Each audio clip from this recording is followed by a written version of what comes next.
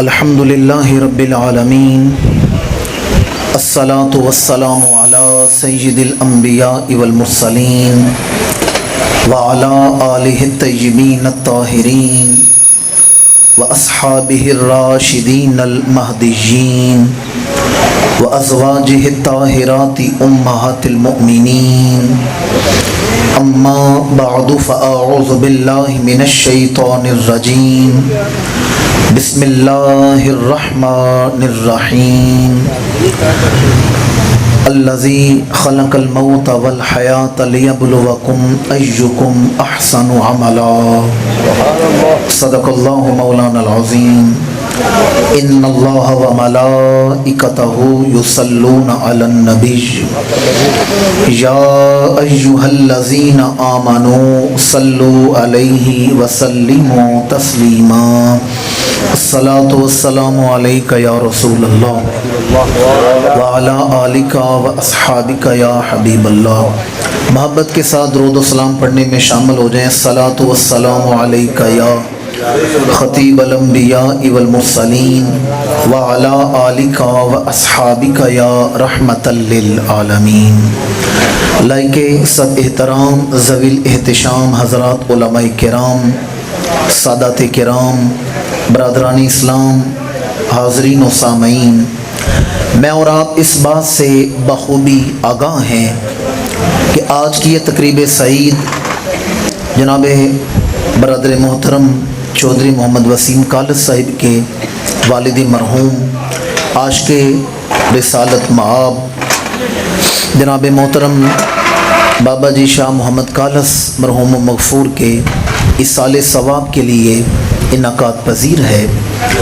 میں دعا گو ہوں کہ آج اس محفل میں جو تلاوت ہوئی، ثنا خوانی ہوئی، ابھی چند گھڑیاں قرآن اور حدیث بیان ہوگا، ان تمام اعمال حسنہ پر اللہ کریم کی بارگاہ سے جو خیرات اور برکات نازل ہو رہی ہیں، اللہ کریم جملہ خیرات و برکات بابا جی کی قبر پر نازل فرمائے اور ان کے درجات کو مزید رفعت و بلندی عطا فرمائے۔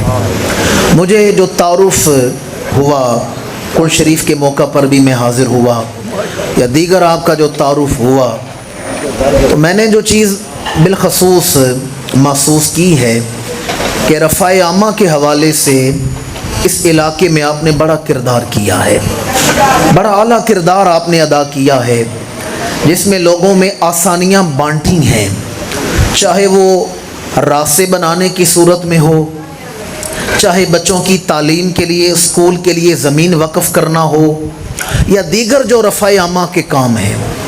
یاد رکھیں جو امام الانبیاء کی امت کی بہتری کرتا ہے، حضور اس پر بڑے راضی ہوتے ہیں، حضور اس پر بڑے خوش ہوتے ہیں۔ مدینہ منورہ میں ایک بزرگ تھے، 40 سال سے وہ مدینہ منورہ میں ایک ہی دروازے پر بیٹھے رہتے تھے، نہ ان کے پاس کوئی ویزا تھا، نہ اقامہ تھا، نہ کوئی پاسپورٹ تھا۔ وہاں کی حکومت نے بھی انہیں ان کے حال پہ چھوڑ دیا تھا۔ ایک مخصوص دروازہ تھا، یہ بھی چند سال پہلے ان کا وصال ہوا ہے۔ ایک مخصوص دروازے پر وہ ہر وقت بیٹھے رہتے تھے، اور کل اثاثہ کیا تھا؟ ایک گٹھڑی تھی، دور دور سے لوگ آتے ان سے دعائیں کرواتے۔ گجرات سے میرے ایک دوست ہیں، وہ کہتے ہیں میں ان سے ملاقات کے لیے گیا، مدینہ منورہ حاضر ہوا، میں نے ملاقات کی تو میں نے کہا میرے لیے دعا کریں، انہوں نے میرے لیے دعا مانگی۔ میں نے کہا مجھے کوئی ایسی بات کریں جو نصیحت بھی ہو اور وصیت بھی ہو، توجہ کا طالب ہوں، جو نصیحت بھی ہو اور وصیت بھی ہو۔ انہوں نے کہا 40 سال ہو گئے ہیں اس دروازے کی نوکری کرتے ہوئے، 40 سال سے میں اس دروازے کرم پر بیٹھا ہوا ہوں۔ میں دیکھتا ہوں کچھ ایسے ہیں جو سال میں ایک دفعہ آتے ہیں، کچھ ایسے ہیں جو سال میں کئی بار آتے ہیں، کوئی ہر مہینے آتے ہیں، کوئی ہر جمعہ حضور کی مسجد میں پڑھتے ہیں، اور کچھ ایسے خوش نصیب ہیں جو 5 نمازیں حضور کی مسجد میں آ کر ادا کرتے ہیں، 5 نمازیں مسجد نبوی میں ادا کرتے ہیں۔ وہ کہتے ہیں 40 سال سے میں دیکھ رہا ہوں، دینے والا نظر نہیں آتا پر جھولیاں سب کی بھری جا رہی ہیں، کرم سب پہ کیا جا رہا ہے، دینے والا نظر کوئی نہیں آ رہا پر خیرات سب کو دی جا رہی ہے۔ اب سنیں جس بات کے لیے میں نے ان کا ذکر کی ہے، وہ کہتے ہیں 40 سال سے میں یہ دیکھ رہا ہوں لوگ وہ مانگتے ہیں جن سے ان کا دل خوش ہوتا ہے، وہ نہیں مانگتے جس سے حضور کا دل خوش ہوتا ہے۔ توجہ کریں، ہم وہاں جا کر وہ مانگتے ہیں جس سے ہمارا دل خوش ہوتا ہے، وہ نہیں مانگتے جس سے حضور کا دل خوش ہوتا ہے۔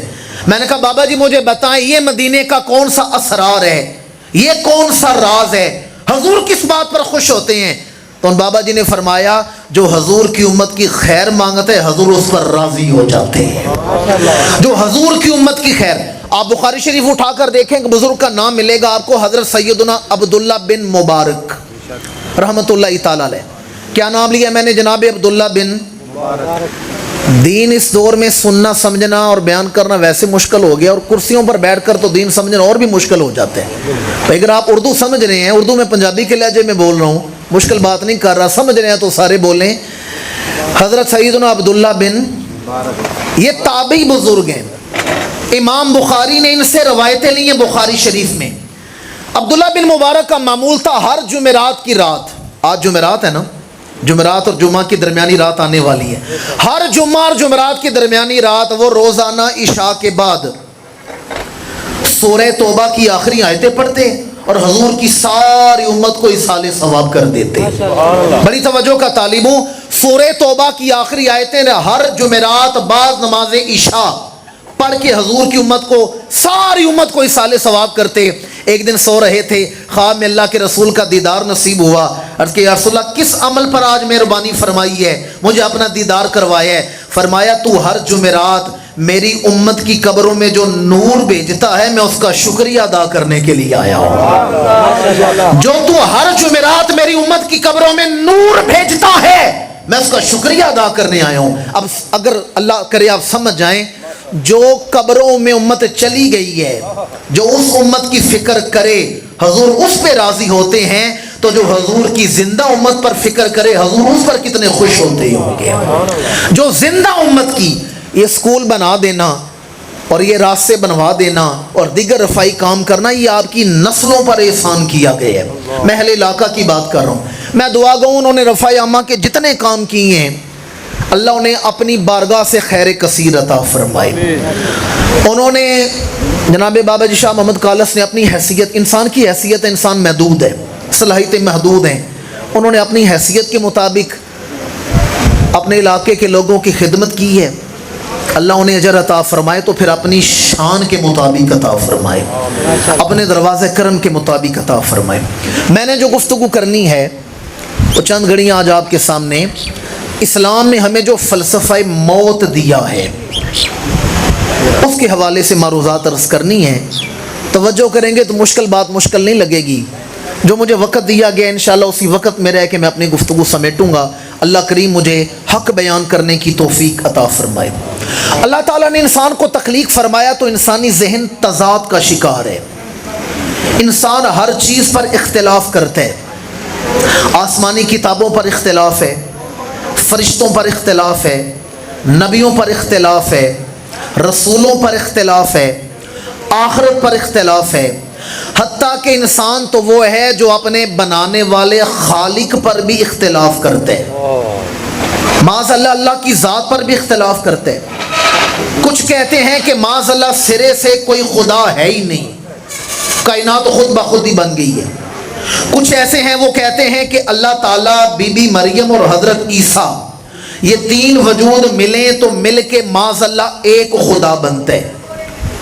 اور کچھ ایسے ہیں جو کہتے ہیں اپنے ہاتھوں سے مٹی کا گارا گوندو، کوئی مورت بناؤ، کوئی بت بناؤ، تو معاذ اللہ اس بت میں بھی پھر الوہیت کی شانیں آ جاتی ہیں۔ میں ہندوستان گیا، میں نے وہاں دیکھا وہاں گرمیوں کا خدا اور ہے، سردیوں کا بھگوان اور ہے، سفر والا اور ہے، بھوک والا اور ہے، پیاس والا اور ہے۔ ایک گھر میں 5 بندے ہیں تو 5 ہی خدا ہیں، باپ کی الگ مورتی ہے، بیوی کی الگ بت ہے، بیٹے کی، بہو کی، بیٹی کی اپنی اپنی مورتی ہیں۔ یہ جی سردیوں والا ہے اور یہ جی آسانیوں والا ہے، یہ فلاں مشکل میں بت کام آتا ہے، ہر کسی نے اپنا اپنا بت بنا رکھے۔ اب اور اہل اسلام کا عقیدہ کیا ہے؟ اللہ تعالیٰ وحدہ لا شریک ہے۔ یہ ساری گزارش کرنے کا مقصد یہ ہے کہ انسان ہر چیز پر اختلاف کرتے ہیں، لباس ہے، تہذیب ہے، تمدن ہے، اقدار ہیں، نظریات ہیں، عقائد ہیں، نبی ہیں، رسول ہیں، فرشتے ہیں، آسمانی کتابیں ہیں، یا اللہ کی ذات ہے، آپ کہیں گے کوئی تو ایسی چیز ہوتی جس پر کسی کا اختلاف نہ ہوتا، کوئی کائنات کی ایسی سچائی ہوتی، کوئی ایسا یونیورسل ٹروتھ ہوتا جسے سارے ہی مانتے، تو بڑی ذمہ داری سے عرض کر رہا ہوں موت کائنات کی ایسی سچائی ہے جسے سارے ہی مانتے ہیں۔ موت کی سچائی کو سارے ہی مانتے ہیں، لیکن موت کی ڈیفینیشن میں فرق ہے، موت کے تعارف میں فرق ہے۔ اوروں کے نزدیک موت مر کے مٹنے کا نام ہے، اہل اسلام کے نزدیک موت مٹنے کا نہیں، موت اپنے پروردگار سے ملنے کا نام ہے۔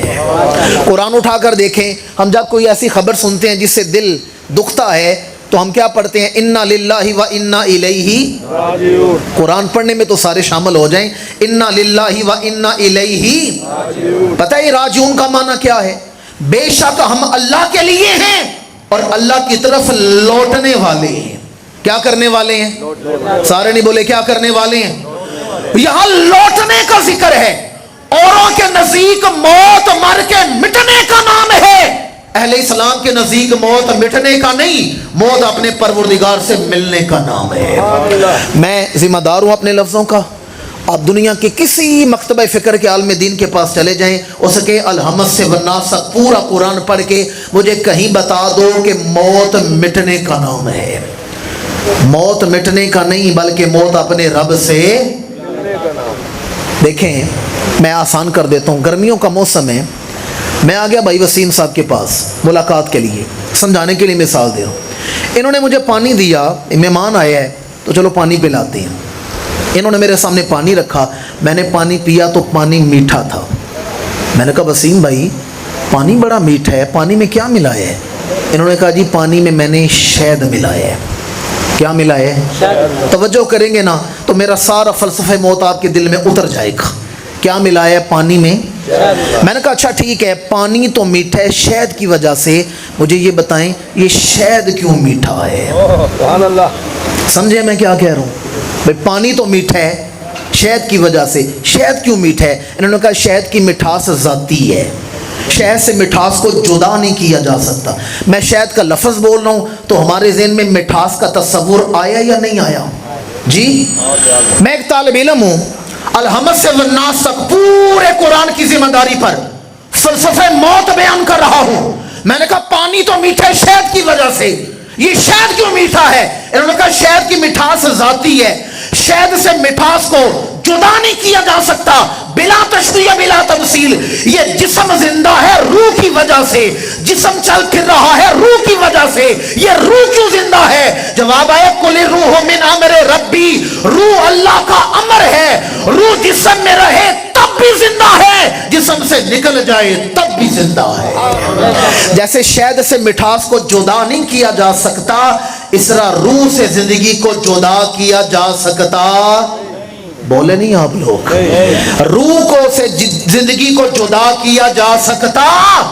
شہد پانی میٹھے شہد کی وجہ سے، شہد کی مٹھاس ذاتی ہے، اس طرح جسم زندہ ہے روح کی وجہ سے اور روح کی زندگی ذاتی ہے۔ جناب سلطان اور عارفین حضرت سلطان باہو نے اسی کا ترجمہ کیا ہے، میں قربان تینا تھی باہو قبر جنا دی جیوے ہو، میں قربان تینا تھی باہو قبر جنا دی۔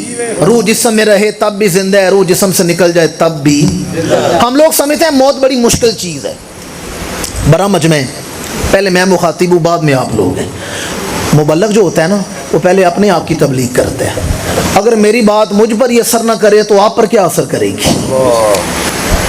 پہلے میں مخاطب ہوں بعد میں آپ ہیں۔ مجھ سمیت بڑے مجمع میں ہر آدمی موت سے ڈرتا ہے، پر یہ حقیقت نہیں، اللہ کرے سمجھ جائیں، میری محنت توڑ چڑھ جائے گی۔ موت ڈرنے کا نام نہیں، موت ڈراونی چیز نہیں، موت بڑی دل آویز چیز ہے۔ موت سے ڈرنا نہیں چاہیے، موت سے محبت کرنی چاہیے۔ ہمیں حقیقت نہیں نا پتہ موت کی، حقیقت سمجھ آ جائے ہم موت کا انتظار کریں۔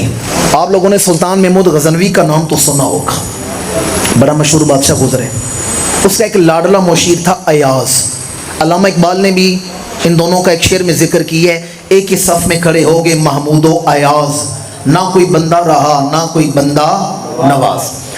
ایاز آیا تو بادشاہ نے ایاز کو کڑوا پھل دیا۔ کڑوا سمجھتے ہیں نا، کوڑا، جیسے تمبا کوڑا ہوتا ہے، کوڑا پھل دیا۔ ایاز نے کوڑا پھل لیا اور مزے لے لے کے کھانا شروع کر دیا۔ بادشاہ نے کہا ایاز پھل کڑوا ہے، تو مزے لے کے کیوں کھا رہا ہے؟ ایاز نے کہا میں یہ نہیں دیکھ رہا پھل کوڑا ہے یا میٹھا ہے، میں یہ دیکھ رہا ہوں مجھے دیا کس کے ہاتھ نے ہے۔ میں پھل کا ذائقہ نہیں دیکھ رہا، میں دست عطا کو دیکھ رہا ہوں۔ میں اور آپ موت کی سختی دیکھتے ہیں، ہم یہ نہیں دیکھتے موت بلاوا کس کا ہے، موت پیغام کس کا ہے۔ باب مدینۃ العلم، تاجدار حل عطا، صاحب ذوالفقار، صاحب اسرار، اسد اللہ الغالب، امام المشارق والمغارب، زوج بطول، داماد رسول، حضرت علی شیر خدا کا فرمان سنیں۔ حضرت علی فرماتے ہیں زمانہ مجھے موت سے ڈراتا ہے، لوگ مجھے موت کے ڈراوے دیتے ہیں، حالانکہ مجھے موت سے ایسے محبت ہے جیسے بچے کو ماں کی آغوش سے محبت ہوتی ہے۔ آپ لوگ نہیں سمجھے میں کیا بیان کر رہا ہوں۔ دیکھیں بچہ بڑا رو رہا ہو نا، ماں اٹھاتی ہے بچے کو، آغوش مادر میں سکون آ جاتا ہے۔ حضرت علی فرماتے ہیں مجھے موت سے ایسے پیار ہے جیسے بچے کو ماں کی، دل کو نہیں تقریر سننے کو آپ کا، میں زبردستی سنا رہا ہوں۔ مولا کائنات کیا فرماتے ہیں مجھے موت سے ایسے پیار ہے جیسے بچے کو ماں کی آغوش سے، ماں کی گود سے پیار ہے۔ اور آپ کے شہزادے گل کو قبا، نواز مصطفیٰ، جگر گوشہ زہرا، نقشہ مرتضی، چراغ حرمین، حضرت سیدنا امام حسین رضی اللہ تعالیٰ عنہ۔ 27 رجب ہے، 60 ہجری ہے، اور وقت ہے بعد نماز عشاء۔ تاریخ میں بیان کر رہا ہوں، 27 رجب ہے، 60 ہجری ہے، اور بعد نماز عشاء امام مقام نماز عشاء ادا فرما کر مسجد نبوی کے صحن میں بیٹھے ہیں کہ گورنر ہاؤس سے پیغام آیا، دارالامارہ سے پیغام آیا، آپ کو مدینے کا گورنر ولید بلا رہا ہے۔ امام گئے گورنر ہاؤس میں، ایک بند کمرے کے اندر میٹنگ ہوئی، وہاں 3 افراد ہیں، امام علی مقام ہیں، مدینے کا گورنر ولید ہے، اور اس کا ساتھی ہے مروان۔ ولید نے کہا کہ مجھے یزید نے خط لکھا ہے شام سے کہ میری امارت پر، میری خلافت پر اور میری حکومت پر حسین ابن علی سے بیعت لی جائے، آپ اپنا ہاتھ آگے کریں، میرے ہاتھ میں ہاتھ دیں اور مانیں یزید آپ کا خلیفہ ہے، یزید آپ کا حکمران ہے، یزید آپ کا امیر ہے، یزید آپ کا امام ہے۔ یوں ہاتھ آگے کی ہے کہ میرے ہاتھ میں ہاتھ دے کر یزید کی امارت پر، یزید کی خلافت پر، یزید کی امامت پر اور یزید کی حکومت کی بیعت کریں۔ میں ایک طالب علم ہوں، یہ 1.5 مہینے بعد انشاءاللہ محرم الحرام کا چاند طلوع ہوگا، آپ سرکار سید الشہداء کا ذکر بھی سنیں گے، واقعہ کربلا بھی سنیں گے، پر ایک طالب علم ہوں اور ذمہ داری سے بیان کر رہا ہوں، آپ ساری زندگی واقعہ کربلا سنتے رہیں، ساری زندگی کربلا سنتے رہیں۔ اس فقیر کا یہ جملہ یاد کر کے لے جائیں، کربلا کی حقیقت کیا ہے؟ کربلا میرے امام کے 2 جملوں کا نام ہے، 2 بولوں کا نام ہے، میرے امام کے 2 لفظوں کا نام ہے۔ باقی جتنا واقعہ کربلا ہے یہ تعبیر ہے، یہ تشریح ہے۔ کربلا ہمارے امام کے 2 لفظوں کا نام ہے۔ ولید کہتے ہیں میرے ہاتھ میں ہاتھ دیں، مانے یزید آپ کا امیر ہے، یزید آپ کا خلیفہ ہے، یزید آپ کا امام ہے۔ میرے امام نے بے پرواہی سے ہاتھ جھٹکا اور 2 لفظ بولے ہیں، فرمایا لا یبایع مثلی مثلا، فرمایا مجھ جیسا اس جیسے کی بیعت نہیں کر سکتا۔ آپ لوگوں نے غور ہی نہیں کیا میں کیا کہہ رہا ہوں، 2 لفظ ہیں، مثلی مثلا، مجھ جیسا اس جیسا، مجھ جیسا مجھ جیسا، لا یبایع مثلی مثلا، فرمایا مجھ جیسا۔ یہ باب مدینۃ العلم کی اولاد ہیں، علم، حکمت، دانائی ان کے گھر کے نوکر ہیں۔ امام نے 2 لفظ بولے ہیں، سمندر کوزے میں بند کر دیا۔ یہ نہیں فرمایا میں یزید کی بیعت نہیں کرتا، یہ بھی نہیں فرمایا حسین یزید کی بیعت نہیں کرتا، نہ اپنا نام لیا نہ یزید کا نام لیا ہے۔ 2 لفظ بولے ہیں، سمندر کوزے میں بند کر دیا، فرمایا لا یبایع مثلی مثلا، مجھ جیسا اس جیسا۔ یہ 2 لفظ بول کر ہمارے امام نے بتا دیا قیامت کی صبح تک حق و باطل کی پہچان میں 2 ہی کردار ہوں گے، یا کوئی یزید کے راستے پہ چلنے والا ہوگا یا کوئی حسین کے راستے پہ چلنے والا ہوگا. لا یبایع مثلی مثلا، مجھ جیسا اس جیسے کی بایت. جیسے امام نے انکار کیا نا، ولید نے فوراً قرآن کی آیت پڑھی ہے. حافظ تھا، عالم تھا، مدینہ کا گورنر تھا، فوراً قرآن کی آیت پڑھی، اولو الامر منکم والی آیت پڑھ کے یزید کی خلافت پر دلیل دی. میں آپ کی بڑی توجہ کا طالب ہوں. جب قرآن پڑھ کے یزید کی خلافت کی دلیل دی گئی، ہمارے امام مسکرائے، فرمایا ولید تو نے کسی سے قرآن سنا ہوگا اور میرے گھر میں قرآن اترتا رہا ہے. شاہ جی قبلہ بیٹھے، علماء بیٹھے، میں بات غلط کروں میری اصلاح کر دیں. کیا قرآن مجید میں سورہ حجرات ہے یا نہیں؟ بولتے نہیں آپ لوگ. یہ کن گھروں کی شان میں نازل ہوئی ہے؟ یہ کن حجروں کی شان میں نازل ہوئی ہے؟ فرمایا تو نے کسی سے قرآن سنا ہوگا اور میرے گھر میں قرآن اترتا رہا ہے. اور میں نے صاحب قرآن کی زبان چوس کر گھٹی لی تھی. جب امام نے فرمایا میں یزید کو بیعت کے قابل نہیں سمجھتا، تو تیسرا آدمی مروان بول اٹھا. اس نے کہا ولید ابھی حسین بند کمرے کے اندر ہیں، ابھی یہ گورنر ہاؤس کے اندر ہیں، ابھی یہ گورنر ہاؤس سے باہر نہیں نکلے. اگر یہ گورنر ہاؤس سے نکل گئے تو پھر یہ تیرے قابو نہیں آئیں گے، یہ لوگوں کو جمع کریں گے، مدینہ کے حالات خراب ہو جائیں گے. عقل کا یہی تقاضا ہے، ابھی تلوار اٹھاؤ اور حسین ابن علی کا سر تن سے جدا کر دو. کربلا میرا موضوع نہیں ہے کہ میں واقعہ کربلا سناؤں، میں تو فلسفہ موت بیان کر رہا ہوں. اس ایک جملے کے لیے، امام کے خطبے کے لیے میں نے کربلا والوں کا ذکر شروع کیا ہے. یہ لفظ میرے نہیں ہیں، میں تو سنا رہا ہوں. خط محبوب کا ہو، آدمی ڈاکیا نہیں دیکھتا، محبوب کے تصور میں چٹھی سنتا ہے. خط محبوب کا ہو، آدمی ڈاکیا نہیں دیکھتا، محبوب کے تصور میں چٹھی سنتا ہے. دیکھیں الفاظ امام علی مقام کے، میں صرف آپ تک پہنچانے لگا ہوں اور بڑی توجہ کا طالب ہوں. ابھی یہ گورنر ہاؤس سے نکلے نہیں. اگر یہ گورنر ہاؤس سے نکل گئے تو پھر یہ تیرے قابو میں نہیں آئیں گے. انہیں بند کمرے میں قتل کروا دو، انہیں گورنر ہاؤس سے نکلنے نہ دینا. جب ہمارے امام کو موت کی دھمکی دی گئی، امام نے خطبہ ارشاد فرمایا اللہ اکبر، ماشاء اللہ، لا قوت الا باللہ، وصلی اللہ علی حبیبہ حتی الموت علی ولد آدم محت القلادۃ علی جید الفتات. فرمایا جیسے عورت کی گردن میں سونے کا ہار بڑا سونا لگتا ہے، مجاہد کی گردن میں شہادت کی تلوار بڑی سونی لگتی ہے. فرمایا جیسے عورت کو سونے کا زیور دے نا، عورت خوش ہو جاتی ہے. مرد مجاہد کو شہادت کا پیغام ملے، مجاہد خوش ہو جاتا ہے. عارف کھڑی کا قلم پکار اٹھا، واہ واہ موت محباں والی تے وچ عشق دے مرنا، مرن تو پہلے راضی ہو گئے تے اسرائیل کی کرنا. واہ واہ موت محباں والی، واہ واہ موت، بولے نہیں آپ لوگ، واہ واہ موت.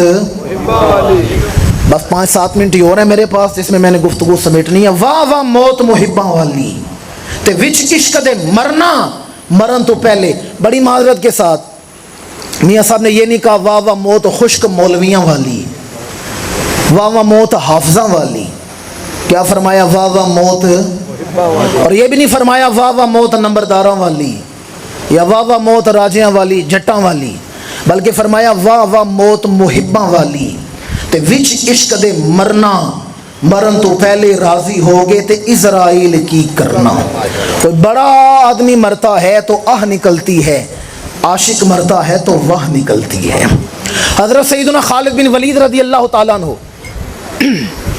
آپ کو سیف اللہ کہا جاتا ہے، اللہ کی تلوار. آپ لشکر لے کر گئے ہیں ایران کی طرف. ایرانی سپہ، اس وقت ایران سپر پاور تھا. ایرانی سپہ سالار نے خط لکھا کہ خالد جہاں سے آئے ہو وہیں لوٹ جاؤ. اگر آپ لوگوں نے ایران میں قدم رکھا تو ایران تمہارا قبرستان بن جائے گا. تم لوگ کھلی جگہ پر ہو، ہم اپنے قلعوں میں موجود ہیں اور ہماری افرادی قوت بڑی زیادہ ہے. خط آیا خالد بن ولید کے پاس. آپ نے خط پڑھا، مسکرائے، نیچے ایک جملہ لکھا ہے، خط واپس بھیج دیا. ایک جملہ خط میں لکھا تھا جہاں سے آئے ہو وہیں لوٹ جاؤ. ایران میں قدم رکھا تو ایران تمہارا قبرستان بن جائے گا. خالد بن ولید نے ایک جملہ لکھا ہے اور اللہ کرے سمجھ جائیں. فرمایا رجال معی رجال یحبون الموت کما تحبون الحیات.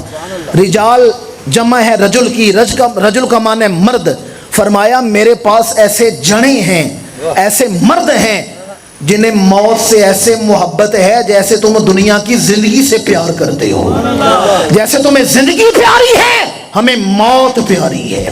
رجال مائی رجال، عارف کڑی فرماتے ہیں واہ واہ موت محبہ والی تے وچ عشق دے مرنا، مرن تو پہلے راضی ہوگے تے اسرائیل کی کرنا۔ یہاں نوجوان بیٹھے ہیں اور دور ہے سوشل میڈیا کا دور، سوشل میڈیا کا دور ہے، اور اس دور میں بے حیائی کو عام کی ہے۔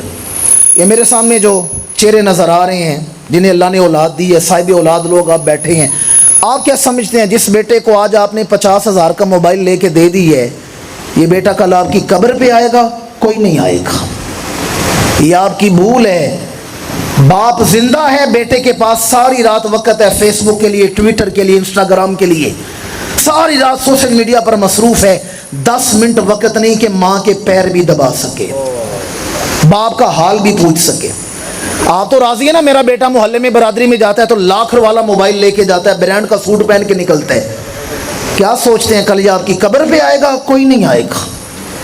اپنی قبر کا نور لے کے آپ نے خود قبروں میں اترنا ہے۔ میری ملت کے باشعور مسلمانوں، بات سے بات نکلتی چلی جائے گی، نوجوانوں کی توجہ کا طالب ہوں، اور یقین جانیے علماء بیٹھے ہیں، ایک حدیث میں آپ کو سنانے لگا ہوں ترجمہ۔ جب میں نے یہ حدیث پڑھی تھی یا میں نے سنی تھی، یقین جانیے اس رات میں سو نہیں سکا، بڑی قابل فکر۔ اور اچھا ساری تقریر بھول جائیں، یہ 2 جملے یاد کر کے لے جائیں، میرا یہ موضوع بیان کرنے کا مقصد پورا ہو جائے گا۔ میرے کریم رسول نے فرمایا تھا میری امت پر ایک وقت ایسا آئے گا ان کی محفلیں پاک ہوں گی، تنہائیاں ناپاک ہو جائیں گی۔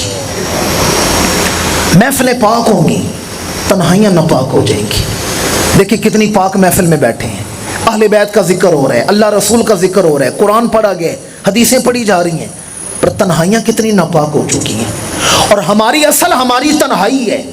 یہ جو میں آپ کے سامنے بیٹھا ہوں، تقریر کر رہا ہوں، حدیثیں پڑھ رہا ہوں، ہاتھ اٹھا کر جوش جذبات میں گفتگو کر رہا ہوں، یہ میری اصل ہے؟ یہ اصل نہیں، یہ بناوٹ ہے، یہ دکھاوا ہے، یہ تصنع ہے۔ میری حقیقت اصل کیا ہے؟ جو میں بند کمرے کے اندر ہوں، وہ میری حقیقت ہے۔ آپ تنہا کمرے میں بیٹھے ہو نا، بند کمرے کو اپنی قبر سمجھ لیں، آپ کی آخرت سنور جائے گی۔ بس اس سے بڑھ کے میرے پاس جملہ ہی کوئی نہیں جو میں آپ تک پہنچا سکوں۔ اپنے بند کمرے کو اپنی قبر سمجھ لیں، آپ کی آخرت سنور جائے گی۔ میری ملت کے باشعور مسلمانوں، جو بات میں عرض کر رہا تھا، امام الانبیاء نے فرمایا، جو حدیث آپ تک پہنچانے لگا تھا، فرمایا میری امت کی محفل، توجہ میری جانب رکھیں، 5-7 منٹ ہیں، توجہ میری جانب رکھیں۔ فرمایا میری امت کی محفلیں پاک ہوں گی، تنہائیاں ناپاک ہو جائیں گی۔ جب ایران پر حملہ کیا گیا ہے تو مختلف حملے ہوئے ہیں، ایک سپہ سالار فوج لے کے جا رہے تھے، یہ میں بات جو سنانے لگوں اپنے نوجوان بیٹوں کو، بھائیوں کو، ان تک پہنچانے لگا ہوں۔ تو ایران والوں نے سازش یہ کی، انہوں نے کہا انہیں روکنا بڑا مشکل ہے، یہ جس شہر کی طرف منہ کرتے ہیں شہر فتح ہو رہے ہیں، انہیں روکا کیسے جائے؟ ایک نے مشورہ دیا، ایک طریقہ ہے روکنے کا، یہ کئی مہینوں سے مدینہ سے نکلے ہوئے ہیں، سفر کے تھکے ہوئے ہیں، تم ان کے راستے میں 2 میل تک ننگی عورتیں کھڑی کر دو، برینا عورتیں کھڑی کر دو۔ یہ جب عورتوں کا حسن دیکھیں گے، ان پر لپکیں گے، پیچھے سے ہم حملہ کر دیں گے۔ انہیں قابو کرنے کا یہی طریقہ ہے۔ اچھا اس دور میں تو یہ طریقہ تھا نا، آج کل چونکہ ایسا مشکل ہے راستوں میں عورتیں کھڑی کرنا، آج کل انہوں نے موبائلوں میں دے دی ہے اس قوم کا بیڑا غرق کرنے کے لیے۔ خالد بن ولید کو جب یہ جاسوس نے، یہ سپہ سالار کو جاسوس نے آ کر خبر دی، اسے کہا جی بڑا مشکل ہے صبح سفر کرنا۔ پوچھا کس طرح مشکل ہے؟ اسے کہا جی انہوں نے راستے میں 2 میل تک برینا عورتیں کھڑی کر دی ہیں، ننگی عورتیں کھڑی کر دی ہیں، بڑا مشکل ہے سفر کرنا۔ سپہ سالار نے کہا کوئی مشکل نہیں۔ صبح ہوئی، نماز فجر کے بعد سارا لشکر جمع کیا، سپہ سالار نے خطبہ دیا، کہا مجھے اتنا بتا دو، مدینہ جیسا پر امن اور بابرکت شہر چھوڑ کے اپنے گھر سے نکلے ہو؟ تمام نے کہا جی ہم اللہ اور اس کے رسول کو راضی کرنے کے لیے نکلے ہیں، اللہ اور اس کے رسول کی رضا کے لیے نکلے ہیں۔ ایرانی سپہ سالار نے کہا تمہارا امتحان اب آگے ہے، آگے ایک جگہ ایک مقام آئے گا، وہاں پر ہم بگل بجائیں گے، اعلان کیا جائے گا، تم لوگوں نے اپنی آنکھیں بند کر کے تصور چہرہ والضحیٰ کا باندھ لینا ہے، امام الانبیاء کے حسن کا تصور باندھ لینے۔ 2 میل بعد جب دوبارہ کہا جائے گا پھر آنکھیں کھولنی ہیں۔ انہوں نے کہا جی ٹھیک ہے، سفر جاری ہو گیا۔ ایک موقع آیا جب دیکھا نا سامنے عورتیں کھڑی ہیں، بغل بجایا گیا. تمام مجاہدین نے آنکھیں بند کی ہیں اور تصور چہرہ والضحیٰ کا باندھ لی ہے. امام الانبیاء کے چہرہ اقدس کا تصور باندھ لیا. 2 میل کا علاقہ عبور کیا. دوبارہ اعلان کیا گیا. آنکھیں کھول لی. آنکھیں کھول کر کیا دیکھا؟ ایرانی تلواریں زمین پر رکھ کے ہاتھ باندھ کے کھڑے تھے. دشمن تلواریں زمین پر رکھ کے ہاتھ باندھ کے کھڑے. سپہ سالار نے کہا ہمارے ساتھ جنگ نہیں کرو گے؟ انہوں نے کہا جنگ انسانوں سے کی جا سکتی ہے، فرشتوں سے نہیں کی جا سکتی. یہ لڑائی انسانوں سے لڑی جا سکتی ہے، فرشتوں سے نہیں. پوچھا گیا یہ کردار کی مضبوطی کہاں سے ملی ہے، یہ عمل میں استقامت کہاں سے ملی ہے؟